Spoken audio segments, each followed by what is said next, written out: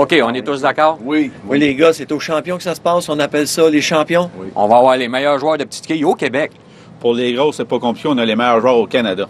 La compétition va être tellement serrée que je vais voir à ce que les règles soient respectées. Et moi, je veux une chose, les gars, le meilleur show de télé. OK? Ouais. Go.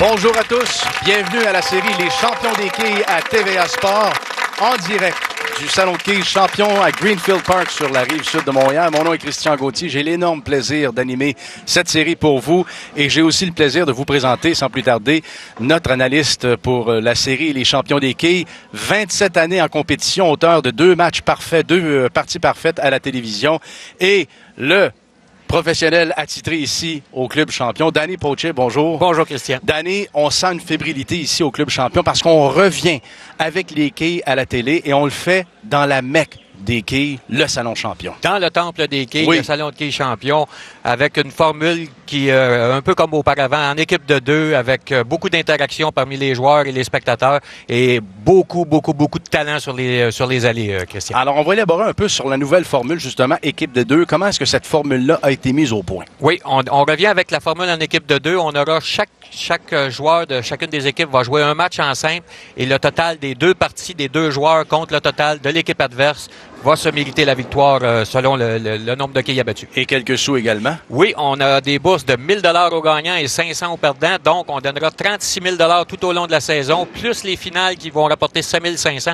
Donc, 43 000 et 43 500 en jeu. Et là, les joueurs viennent de se serrer la main mutuellement pour donner le ton à ce premier match. Et on aura un match d'abord avec des équipes de Christian Boyer, Léon Tivierge. Christian Boyer de Saint-Rémy et Léon Tivierge de Valleyfield contre Richard Pelletier et Stéphane Roger de Saint-Constant, les 2. Premier lancé, semble bon. Un peu mince du côté gauche, on voit la quille numéro 5 qui demeure en place. Christian, regardez la fluidité et la facilité avec laquelle Christian lance la boule. C'est définitivement un exemple à suivre. Christian Boyer, 45 ans, natif de Saint-Rémy. Voilà qui est fait réserve pour Christian Boyer à son premier carreau. Oui, on dit de lui, Danny, que c'est un des styles les plus fluides. Oui, Christian, c'est assurément un style très facile. Lorsqu'on donne des exemples sur la façon, sur la technique, comment procéder, Christian, assurément, est un exemple à suivre. Premier lancé de Richard Pelletier. Très mince du côté droit. On a vu peut-être un peu de nervosité dès le départ. Richard, qui, comparativement à ses adversaires et même son coéquipier, est un peu moins expérimenté à la télé. Fait de la compétition seulement depuis environ 4 ans. Donc, Richard a beaucoup moins de présence à la télé que ses adversaires. 51 ans, Richard Pelletier joue depuis l'âge de 6 ans. Ses parents l'avaient inscrit alors qu'eux-mêmes ne jouaient pas aux quilles, ses parents, Richard Pelletier. Oui, Richard, qui est propriétaire d'un salon de quilles, dans le domaine des quilles depuis quelques années. Donc, c'est exactement à quoi s'attendre. On voit ici son coéquipier venir peut-être tenter de le calmer déjà dès le départ, dans une situation de stress au départ. Et ici, sûrement qu'avec un bon lancer de la part de Richard ici, ça va remettre les pendules à l'heure pour Richard, qui semblait un peu nerveux dès le départ. Alors, les conseils de Stéphane Roger auront porté fruit. À tout le moins, sa présence rassurante. On voit ici Christian, qui l'équipe pas trop. Christian, une glissade difficile à la ligne. On a vu Christian qui, lors de sa glissade, a presque perdu l'équilibre. Donc, beaucoup de difficultés à bien diriger son lancer et qui a 1, 2 et 7 demeurent en place. Une réserve pas trop facile. Ça semble bon. De la bonne façon. C'est bon pour la réserve. Christian Boyer qui utilise des boules Cobra et Paramount. Oui. Plusieurs types de boules. On aura sûrement la chance. On voit la reprise ici. Une bonne façon de faire la réserve ici. La quille numéro 2 qui va chercher la quille numéro 7. On joue, Danny, sur les allées 59 et 60 pour les émissions de télé de la série Les Champions. Quels sont les... Oh, un abat! pour Christian Boyer. On commence en force. Oui, un excellent lancer. 3 marques à ses 3 premiers carreaux, Christian. Quand même, Christian qui avait cessé la compétition depuis 3-4 ans environ, dû à son travail. Quand même... Oh, il s'en est fallu de peu, Danny. Oui, on voit la bien réaction prêt. à se pousser. Oui. C'était bien prêt. Là. On a vu le lancer de Richard arriver un peu trop plein sur la quille numéro 1, ce qui a malheureusement pour lui laissé la quille numéro 6 en place. Une réserve... Richard Pelletier utilise des boules de marque Tornade 72 et 90 et c'est réussi là-bas de Richard Pelletier. Alors, on est en début de match. Déjà, le ton est donné. On s'arrête pour quelques instants. Vous écoutez les champions des quilles à TVA Sport.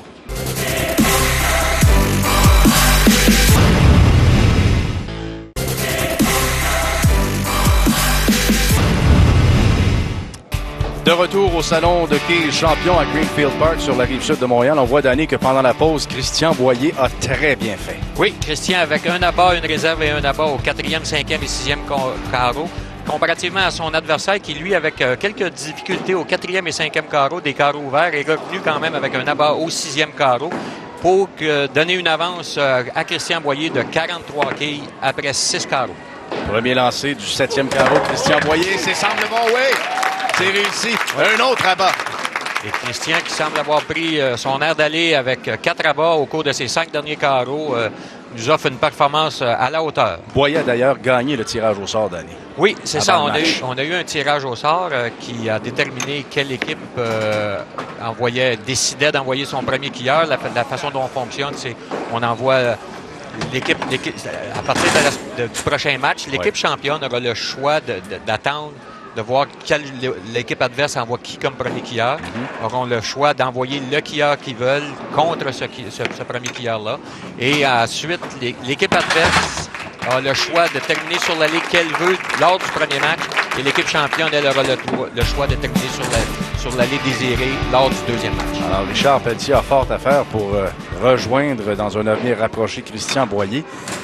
Parle-nous donc des allées un peu, les particularités des allées 59 et 60 sur lesquelles on joue aujourd'hui. Oui, pour les gens à la maison, il faut bien comprendre que les allées, même si à l'œil, elles semblent tous identiques, sont tous bien différentes. Et le degré de difficulté peut changer d'une allée à l'autre. Et sur les allées 59-60, si on veut donner une certaine évaluation, moi, je donnerais une évaluation de 1 à 300. Oui. 1 étant le moins bon et 300 le meilleur. Les meilleurs quilleurs sur les allées qu'on évolue présentement vont avoir environ 210 à 215 de moyenne. Christian Boyer était tellement confiant, il s'est retourné sans même regarder le résultat de son dernier abat. Oui, ça, c'est de la confiance. Oui. On peut se faire jouer des tours à l'occasion. Parce qu'on a vu la quille numéro 8 céder au dernier instant sur le dernier lancer de Christian. Je jasais tantôt avec Christian Boyer avant son match. Et sa plus grande force, dit-il, est l'humilité dans le feu de l'action. Oui, et Christian, c'est vrai que c'est une personne très humble. Très humble. Et je te très dis, terre à terre. Je peux te conter une anecdote qui m'est arrivée avec Christian. Oui. Lors de la série 2005-2006 à la télévision, j'ai évolué contre Christian. Et le match s'est déroulé comme suit. Il a commencé son match avec 9 abats. J'ai commencé le mien avec 9. Oh. Et au 10e carreau, Christian a réussi la partie parfaite. Et je peux te dire que Christian, derrière moi, il m'encourageait pour que je fasse la partie parfaite.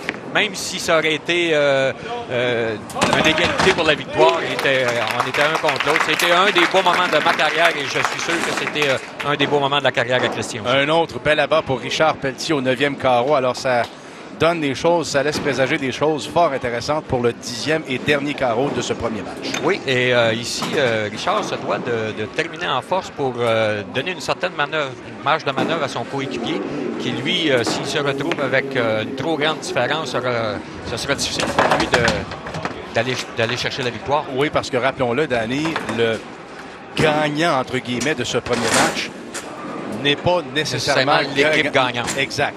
Le tout va dépendre du match suivant de son partenaire. Exactement. Des deux côtés. C'est ça. On va additionner le compte des deux joueurs et à la fin, le total des deux joueurs contre le total des deux adversaires va déterminer notre équipe gagnante. Alors, Christian Boyer qui amorce son 10e carreau avec un abat. malheureusement pour Christian, avec une réserve plutôt au 9e carreau, mais quand même, Christian va donner une performance au-delà de la marque des 200. Comme je le disais en milieu d'émission, on s'attend à des performances entre 200 et 240. La moyenne devrait se situer entre 200 et 240 tout au long de la série. Monsieur et madame tout le monde qui regarde à la maison Danny qui se dit « Je joue moi aussi, pas loin de 200, 240, 225 habituellement. Est-ce que je suis aussi bon que ces professionnels? » Je te dirais qu'il y a beaucoup de gens qui, malheureusement, dû à un certain manque d'éducation, ne savent pas qu'il y a certaines conditions d'aller qui... on pourrait utiliser le mot truqué, oui, avec des antifronts, des encavures prononcées qui donnent de hauts pointages. Par contre, ces joueurs sont capables d'aller chercher des hauts pointages sans ces effets de trucage et dans des conditions beaucoup plus difficiles que les allées qu'on peut appeler récréatives. On avait utilisé le terme récréatif pour des allées... Christian Boyer défait Richard Pelletier 212-154 lors du tout premier match de cette série des champions des quilles. Et donc, l'équipe Christian Boyer-Léon Tivierge a présentement une avance de 58 points sur l'équipe de Richard Pelletier et Stéphane Roger, place au second match d'année. Oui, avec Léon Tivierge contre Stéphane Roger. Et 58 quilles d'avance, c'est une avance assez confortable pour Léon, un quilleur d'expérience qui sait exactement qu'avec un pointage de 243 ou plus, assurera la victoire à son équipe. Donc, Léon va certainement jouer en suivant du coin de l'œil la performance de son adversaire. Et son partenaire, Léon Tivierge, Christian Boyer, qu'on a vu il y a quelques instants, a été le meilleur quilleur des qualifications avec un total de 2065 points. Oui. 30 points de plus que Daniel Racicot. Réserve pour Léon Tivierge au premier carreau. Oh, c'est regardé à bas! Oui. Et Stéphane sait très bien qu'il doit réussir une série d'abord pour remettre son équipe dans le droit chemin et ne laisser aucune chance à Léon de se sauver avec la victoire tôt dans le match. Très bon quilleur, Stéphane Roger. Je lui parlais avant l'émission et je lui ai demandé combien de parties parfaites en carrière. Il a dit, j'ai cessé de compter après 300. sans se vanter, là. Non, exactement. Il a arrêté de compter après 300. Un beau style, lui aussi. Oui, c'est un autre exemple, Christian, des situations de degré de difficulté des allées. On joue, pour ma part, c'est la même chose. On joue sur des allées qui sont beaucoup plus faciles dans certaines occasions et on réussit des parties parfaites sur une base très régulière. Donc, le degré de difficulté y est pour beaucoup dans la réussite et les pointages qu'on obtient. Alors, début très prometteur. Oh, et ici, tout un lancé de Léon à son deuxième carreau et le point brandi avant que la boule ait traversé les flèches. Léon était sûr de lui. Alors, une réserve et un abat de part et d'autre en ce début de match fort intéressant. Des quilleurs, Léon et Stéphane, deux quilleurs très intenses et avec beaucoup d'agressivité sur les allées. Et on va certainement assister à un bon spectacle de la part de nos deux quilleurs. Et d'ailleurs, regarde, déjà Léon qui encore une fois le point brandi. Oui. Utilise des boules de marque Comet et Twister. Expliquait Léon Tivierge avant l'émission qu'on ne fait plus de boules Twister.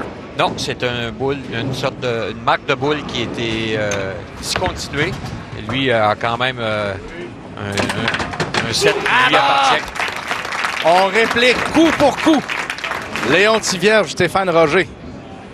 Oui, et Stéphane n'a pas le choix, car avec le doublé de Léon, s'il veut retrancher au moins quelques quilles avant la mi-match, se doit de réussir au moins un autre abat ici. Stéphane Roger, né à La Chine, demeure à Saint-Constant, 42 ans, joue depuis 28 ans. Il est issu d'une famille de quilles. Ça dévie vers la gauche un peu trop. Et on a vu la quille numéro 5 qui demeure en place. Pour revenir sur le degré de difficulté, Christian, il faut comprendre ici que les joueurs sont venus étudier les allées, ont pratiqué beaucoup et on essaie d'atteindre un objectif en suivant une trajectoire. Ouais. C'est-à-dire que pour les joueurs ne regardent pas les quilles. Les joueurs regardent un objectif juste à environ 1 à 2 pieds au-delà de la ligne noire et on dépose la boule sur cet objectif et on choisit notre point de départ. Beaucoup d'intensité chez les joueurs, beaucoup d'atmosphère parmi les spectateurs. On a un match du tonnerre actuellement entre Léon Tivierge et Stéphane Roger. On s'arrête pour quelques instants. Vous écoutez les champions des quilles à TVA Sport.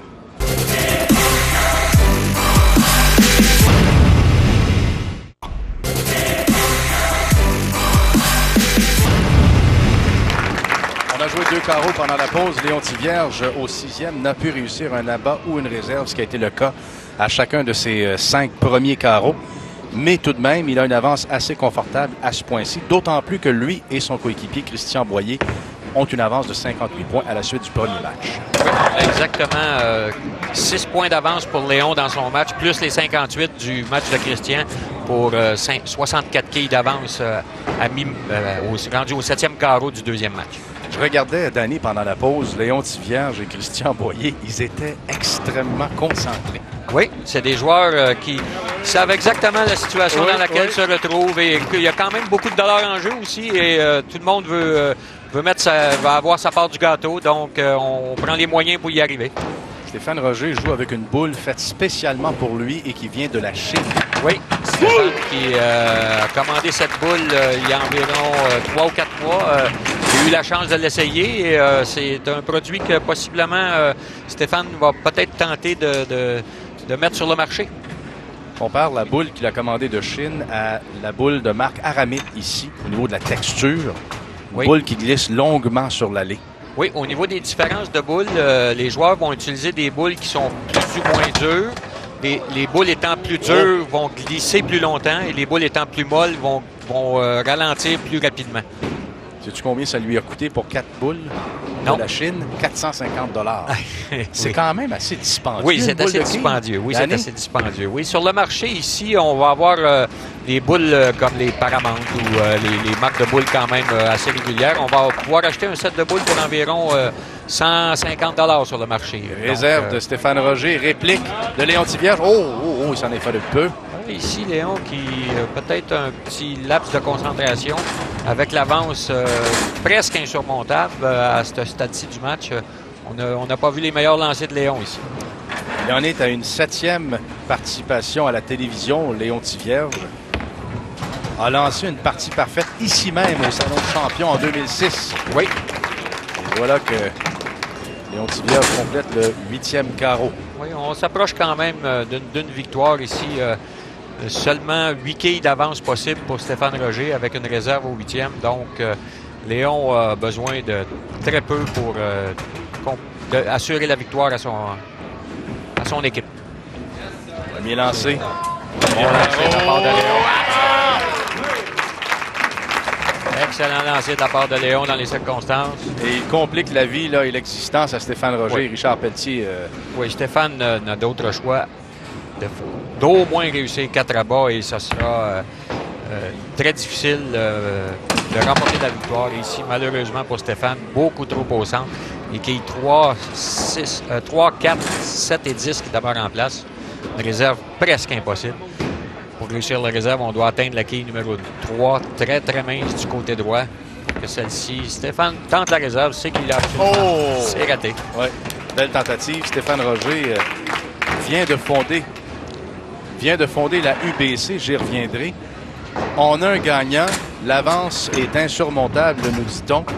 Alors, Léon Tivierge et Christian Boyer sont les gagnants officiels de ce premier affrontement de la série Les Champions des quilles à TVA Sport. Allons-y avec la réserve chanceuse.